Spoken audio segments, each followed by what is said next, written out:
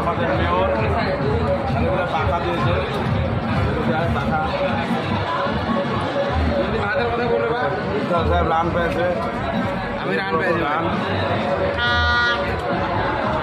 আর ওই যে আমাদের ডাক্তার সাহেব আরে গলা পেয়েছে, গলা গলা খেয়ে এখন দোকানদারের কাছে কমপ্লেন হবে।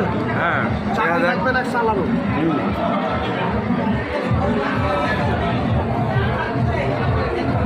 ওটা হলো আমাদের ভাত কিন্তু সিদ্ধ হয় নাই। ভাত তো সিদ্ধ হয় নাই। না, সাবিনা পার্কের আনোয়ারের হোটেলের এই দৃশ্য।